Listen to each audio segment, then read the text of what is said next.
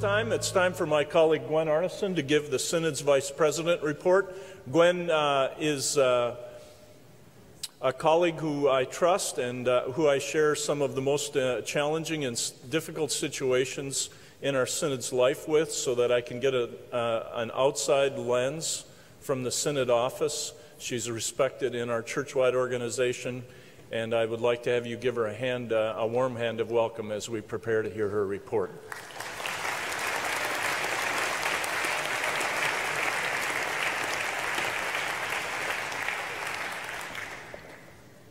Thank you, Bishop John.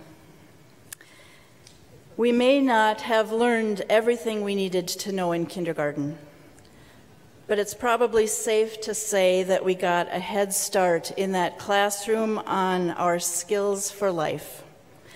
And about the same time we were heading off to public or private schools to learn how to share, play fair, put away what we take out, most of us were also being introduced to our congregation's Sunday school classes.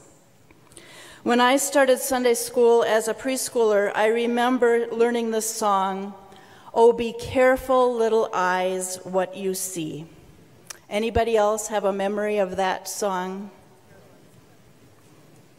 At that moment in my life, and throughout my childhood years, that song seemed to be more of an admonition, a finger-waving, negative, and fear-producing little ditty. As in, don't look around too much. You may see something that you aren't supposed to see. And you know the Father up above is going to catch you looking sideways. Keep looking straight ahead and you should be fine. As I've gotten older, it seems that the second line of that song is especially as important as it qualifies the first sentence. For the Father up above is looking down in love, so be careful, little eyes, what you see. And maybe to be careful isn't all about being rigidly focused with those blinders on that block out the periphery of our vision, but rather to be careful is to be, well, full of care, to be mindful, faithful, attentive, considerate, awake, loving. Oh, be careful, little eyes, what you see. And now that I've grown in my faith, while you're at it, little eyes, consider carefully how things in the world around us might look through the lens of God's eyes. I have a lasting memory of Pastor Dick Hardell coming to speak at Christ Lutheran in Cottonwood one time and holding the processional cross out in front of his eyes like one would hold a large magnifying glass. And he said, "This is how we should look at the world, through the lens of Jesus' cross. Be careful to see in this way." I've shared with many of you that a couple of years ago I was told at a routine vision exam that I should have a field of vision test done. You see, I was blessed to have inherited my dad's eyelids that acted like a large pull-out awning over my eyes. The exam revealed that I was missing out on about 30% of what I should be able to see. After having surgery to remove literally inches of skin from each eyelid, I was immediately impressed with how much more light came into my eyes and how much more peripheral vision I had without even turning my head. It made me wonder what we all fail to see because of the ways our vision is shielded or dimmed, either by our own choice or by the circumstances in which we find ourselves. We've had the wake-up call in the church with the clear, bold message and hard numbers telling us that many of our friends and neighbors don't subscribe to anything like the faith convictions shared by you and I who find ourselves here in Lund Arena. Certain patterns of daily and weekly life and Bible stories aren't embedded in the culture as deeply and dependably as they once were. We don't assume a common pool of knowledge about matters of faith. Sometimes we even worry about the effects of those kinds of things. Sometimes our congregations try everything that they know how to do to change things up and reclaim what was supposedly lost. Sometimes, if you can believe it, we even talk about those kinds of things in our Synod Council and Executive Committee meetings as well. I see and hear, because our little ears are also supposed to be careful about what they hear, how we are together dreaming of new ways to be a vital community of disciples. I know you are attentive to such things. I know you ponder such things deeply and conscientiously and faithfully, and I thank you for your careful and hard work. Maybe in those efforts we all need to become more adept and nimble at asking good questions of one another about what we do see and hear, and if we continue to recall the stanzas of that early childhood song, what we do say with our tongues, what we do with our hands, and where we do walk with our feet. Others are sharing many wonderful stories this weekend about the ways God is working among us in this synod. There are several printed reports in your packets to read that are full of information. You'll have the opportunity to attend workshops to learn even more. I trust you will soak up as much of those stories as you possibly can and retell them when you get home, because it's all about our stories being wrapped up in the larger story of God. So instead of reiterating those things, let me ask you a few questions about what we are seeing and hearing and saying and doing. Being especially mindful and reminded this morning by our Bible study leader, Pastor Vasquez. Have we noticed any new people in town or new immigrants coming into the area? Have we walked over to meet them and invited them to an activity or an event at our congregations or worship, or maybe to our homes? Have we taken a look at how people gather information and keep in touch with one another these days and applied it to our congregation's communication patterns?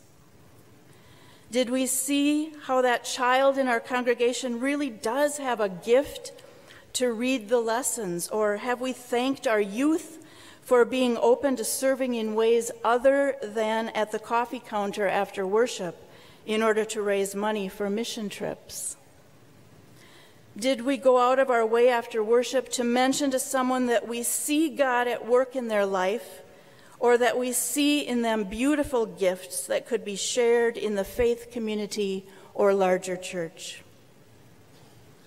Have we taken a walk around our church buildings and looked at the artwork from the perspective of a child, or a newcomer, or a young adult, or someone who doesn't claim the same ethnic background as we do?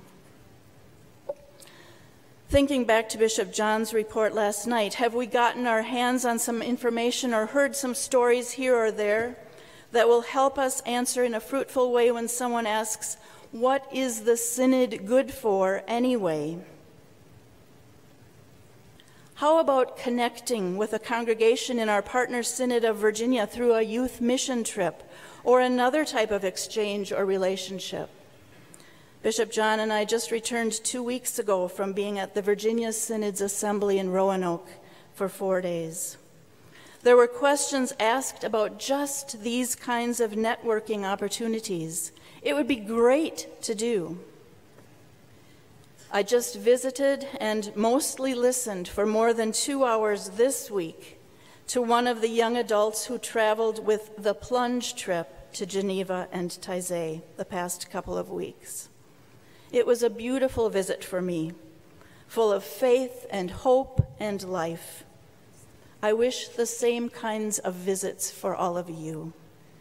Who would you encourage to go on the plunge? Have we seen or heard anything here at our assembly in St. Peter that we just can't wait to take home and share in our congregation and community? Who are you going to tell first? Oh, be careful, little eyes, not only in what you see, but in how you see. Be careful what and how you hear things. Be careful with the words you use and the tone of voice you use to talk about what the Spirit is doing in, through, and between us all, because we know that others are listening and seeing us. I hope and pray that our ears and our eyes, tongues, feet, and hands will be careful, awake to, mindful of, faithful to, and lovingly concerned about not only the things we experience this weekend, but all that God puts in our paths to stumble over, wonder about, wrestle with, and respond to with hope and confidence each and every day.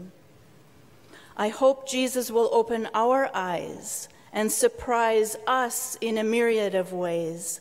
I hope that people will see the face of Christ in you and in me, although we know from our Assembly Theme's gospel text that some didn't even recognize the face of Christ in Christ. Nevertheless, we continue on the journey with hope as we live into an abundant life through Jesus. If we only focus our eyes on what we perceive to be negative trends and the changes in our congregations and mission field that we understand as cause for despair, then we aren't fully putting our trust in the promises of Jesus that remind us of his kingdom not fully yet here and yet still to come. We can't hang our hat on the assumption that what was true in the past is better and much preferred to what will come in the future. After all, what makes the past safer and more sacred than the future? The Reverend Peter Gomes, former chaplain at Harvard University, says that old-time religion that was good enough for whomever and thus is good enough for you and me just might not lead us to where we need to go. So be careful, little eyes, what you see. Be careful, little ears, what you hear. Be careful, little tongue, what you say. Be careful, little feet, where you go. Be careful, little hands, what you do. For the Father up above is looking down in love, with a future that cannot yet be seen, with abundance that is too much for us to imagine, and promises that we cling to even though they are beyond our ability to fully comprehend. We journey with Jesus into that future together as people of God, as the Southwestern Minnesota Synod. Thanks be to God.